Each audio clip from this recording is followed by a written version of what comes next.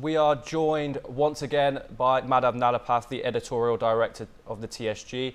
Madhav, what can you tell me about Israel's style of attacks on Hamas? Obviously, they believe that Hamas has tunnels under these hospitals, but it is a pattern which this report shows. Look, back in the 1990s, you had an organization called the LTTE that assassinated Rajiv Gandhi, and the LTTE used the same methods as Hamas is using now, which is hide among the civilian population.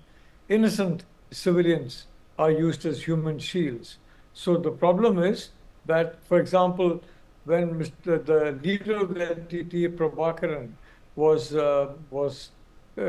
taken out by the Sri Lankan forces, he was in a cluster of civilians, and a lot of civilians paid with their lives for the fact that Prabhakaran hid behind them. So the reality of the situation is that civilian infrastructure is being used by Hamas as, if I may say so, as a shield to protect its own cadres from attack. And the Israelis are out to finish off Hamas once and for all to ensure that October 7, 2023 never gets repeated. So it's very, very unfortunate that human beings have become human shields for some terror organizations. And the sooner this ends, the better. I think Donald Trump has given good advice to Hamas: release the Israeli hostages and you have a chance of survival. You don't release the hostages, in Donald Trump's words, all hell is going to break loose on you. Thank you very much. How could this possibly escalate further then? Netanyahu is now obviously considered a war criminal in the International Crime Court. Look, I would like to say that I don't think the United States recognizes the International Criminal Court, and frankly, nor do several other countries. There is no means of enforcing any of its orders, except that the compliant governments enforce them, and they refuse to enforce them, the ICC can do nothing about it.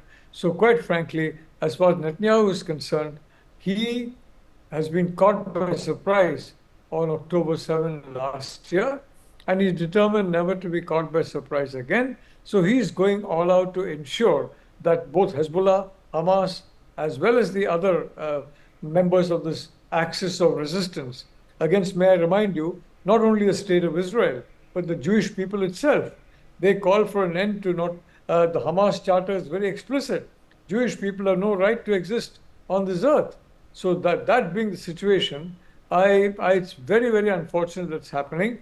And I repeat, it would be wise on the part of Hamas to minimize the damage to itself by releasing the remaining innocent hostages. And the sooner it does so, the better for Hamas. Thank you. We've obviously heard reports directly from the Middle East of Israelis stopping humanitarian aid going into Gaza. We've had, I think, 8 people die now from hypothermia inside the Gaza Strip. What does this say about Israel's tactics? Look, I'd like to again point out that if you check, for example, Fallujah, where the United States was involved and Britain was involved, the British were very actively involved in the Iraq war, the number of civilian casualties was infinitely more than what is taking place in Gaza today. There it was the British and American militaries who were involved, and a huge number of civilian casualties took place. I don't want to go back in history to the Vietnam War and the extent of civilian casualties, the use of Agent Orange and items like that. War is horrible. War needs to be stopped and outlawed across the world. Until that happens, we're going to continue this.